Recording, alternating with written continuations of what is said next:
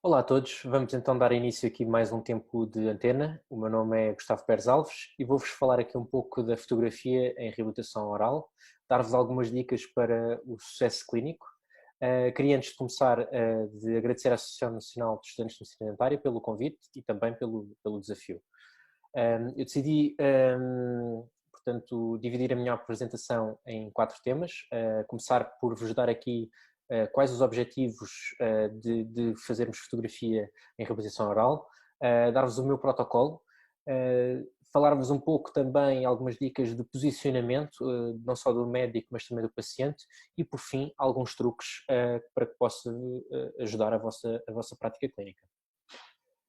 Portanto, começando então pelo objetivo, vou-vos falar, primeiro dar a conhecer aqui o meu workflow, que é composto basicamente por 4 passos: recolha de informação, plano de tratamento, reabilitação provisória, reabilitação final. O que é isto? Recolha de informação, o nome diz tudo, portanto vamos recolher todo o tipo de informação que o paciente nos possa dar, já vamos aprofundar um bocadinho mais. Plano de tratamento, delineamos e apresentamos o plano de tratamento, ou como clínico individual ou como equipa multidisciplinar. Aceitando o plano de tratamento, passamos então para a fase de realização dos tratamentos, em que o paciente leva uma reabilitação provisória. E por fim, replicar a reabilitação provisória com um material definitivo na forma de uma reabilitação final. Basicamente é isto. Falando então da parte da recolha de informação, fazemos a anamnese, exame clínico, vídeo. No vídeo já treino aqui algumas coisas que quero depois aplicar no registro fotográfico inicial com o paciente. Fazemos o registro fotográfico inicial, que é o que me vou focar aqui na questão do posicionamento, vai ser sobre este tema, que depois é replicado de todos os outros registros, o posicionamento é o mesmo, o protocolo é o mesmo. Fazemos os exames radiológicos e os modelos de estudo, que podem ser convencionais, podem ser digitais. Os objetivos que temos ao fotografar, principalmente nesta questão inicial, é de nos ajudar no diagnóstico. Nós, por vezes, só com o exame clínico poderão-nos faltar algumas coisas que com fotografias conseguimos observar com maior detalhe. Funciona também como uma ferramenta de planeamento, que é essencial no Digital Smile Design, por exemplo, e foco-me aqui nesta fotografia, porque é a fotografia mais importante, porque é com esta fotografia que damos ao técnico de prótese para que ele possa construir o instrumento de diagnóstico de acordo com a face do paciente. Portanto, esta fotografia vai funcionar de guideline para que o técnico saiba a posição, saiba a forma e saiba a dimensão dos dentes que melhor se adaptam àquela pessoa. E também vai funcionar como uma ferramenta de comunicação, não só entre nós e o paciente, não só entre nós e o técnico, mas entre nós e também os restantes elementos da equipa multidisciplinar que irão fazer parte do tratamento. Portanto, o diagnóstico, o planeamento e a comunicação têm um objetivo comum, que é tornar o plano de tratamento bastante mais previsível, e sendo ele mais previsível, maior sucesso poderemos vir a ter, ok? Maior sucesso e também teremos pacientes mais satisfeitos, porque aquilo com que se comprometeram, porque aquilo com que nós nos comprometemos é aquilo que lhes é entregue no final do tratamento. O protocolo. É um protocolo simples, iniciamos com fotografias extraorais, fotografias frontais, sempre de repouso, sorriso e sorriso máximo. Tem que ser retirada, estas fotografias têm que ser tiradas de uma forma bastante rápida, de forma a que o paciente não se mova muito, temos que ter o paciente numa posição bastante estática, porque nós depois vamos ter que fazer um overlap destas fotografias para construir o nosso Digital Smile Design.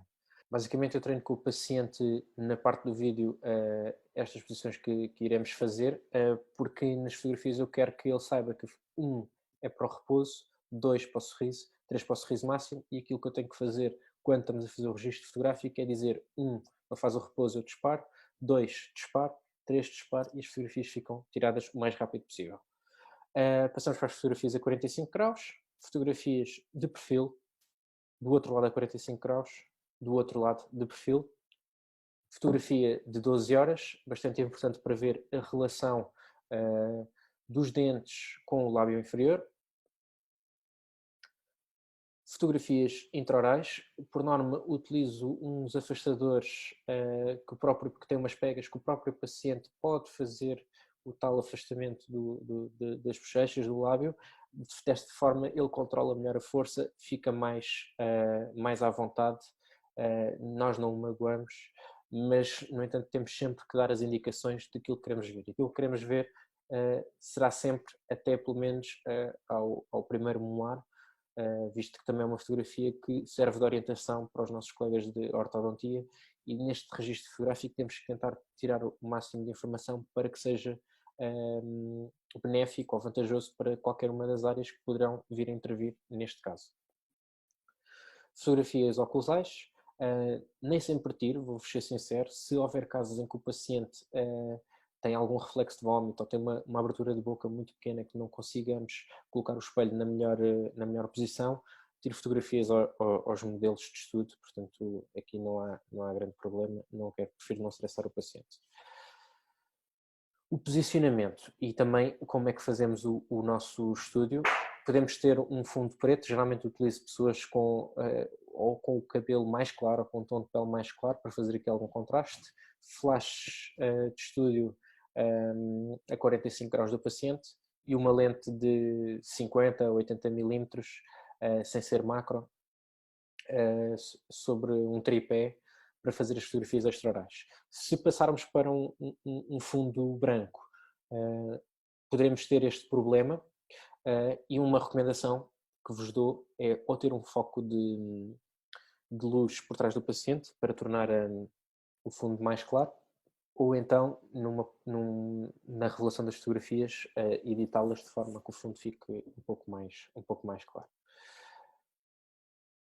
A relação entre a máquina ou entre a lente e o paciente nas fotografias extraorais deverá ser a seguinte, ou seja, apontamos a máquina à zona, nivelamos a máquina com os olhos do paciente e depois fazemos uma ligeira inclinação de forma a focarmos os dentes. Os dentes é importante que sejam bem focados, porque é essa área sobre a qual nós vamos trabalhar. Portanto, aqui está, vou-vos refazer a relação entre a posição do paciente e o médico nas fotografias que estão discriminadas em cima. Portanto, fotografias frontais. A 45 graus, eu prefiro sempre que seja o paciente que se mova, portanto costumo utilizar aquelas cadeiras giratórias. O paciente roda, fica de frente para um dos flashes, perfil, roda novamente. Roda do outro lado, portanto super simples. A fotografia às 12 horas, o paciente apenas tem que estar sentado e debruça-se na cadeira e depois pedimos que ele olhe para cima. Para as fotografias intraorais, vou mudar a minha lente, vou usar uma lente de 100 mm macro, no caso da minha, e aproximo não só a câmera, como também os flashes. Neste caso já não vou usar o tripé, porque já não me vai dar tanto jeito. Aqui o posicionamento, nós vamos direcionar ao nível da boca, dos dentes, e depois fazemos um ligeiro ângulo de 30 graus, de forma a evitarmos ter casos de um sorriso invertido que não corresponda à realidade. Portanto, fotografia frontal e as outras a 45 graus, sendo que é o paciente que puxa o afastador. Truques. Primeiro que tudo, essencial a utilização de um tripé, essencial, para dar a tal estabilidade. Depois, pacientes que se mexam sempre que mudam a posição do repouso para o sorriso máximo, podemos sempre utilizar uma caixa de luvas para estabilizar a cadeira. No entanto, às vezes pode ser uma desvantagem que o paciente fica muito tenso e pode não executar os movimentos que pretendemos de uma forma correta. Quando, por exemplo, eu por norma hoje em dia já não faço o Digital Smile Design com os afastadores, no entanto, se tiver um paciente que no sorriso máximo não mostra os zénites dos dentes, opto por utilizar o afastador. Portanto, aqui um truque que podemos ter para que a posição entre as duas arcadas se mantenha a mesma, é utilizar o truque de cortar uma pecinha do aspirador. Primeiro, sempre tirar a fotografia com os afastadores, disparar, pedir ao paciente para tirar e disparar a segunda vez, com ele de certa forma a sorrir. O tal overlapping das fotografias que precisamos. Repouso. Como é que pedimos ao paciente para fazer o repouso? Às vezes pode ser um bocadinho complicado. Eu, por norma, uso um truque que é pedir ao paciente para expirar levemente pela boca. No sorriso não há muito a dizer, eventualmente se tivermos alguma dificuldade, tentar mostrar ao paciente, exemplificar como é que ele tem que executar este tipo de fotografia, mas por norma pedindo para sorrir, a maior parte deles consegue fazê-lo. Não sei que esteja num dia muito mau. Sorriso máximo, aqui é uma fotografia um bocadinho complicada de tirar. Muitas das vezes, antigamente, só conseguia ter o verdadeiro sorriso máximo no vídeo, mas por norma agora tento pedir ao paciente para que se ria como um babuíno e para que puxe bem aqui estes músculos, de forma a que consigamos puxar o sorriso todo lá para cima e termos a replicar ao máximo o sorriso máximo verdadeiro do paciente. É um truque que vos dou e que tem funcionado lindamente. E lá está aqui a tal sobreposição que queremos para construir o Digital Smile Design. Vou-vos dar aqui um truque, porque, por exemplo, para sobrepor a fotografia de repouso com a fotografia de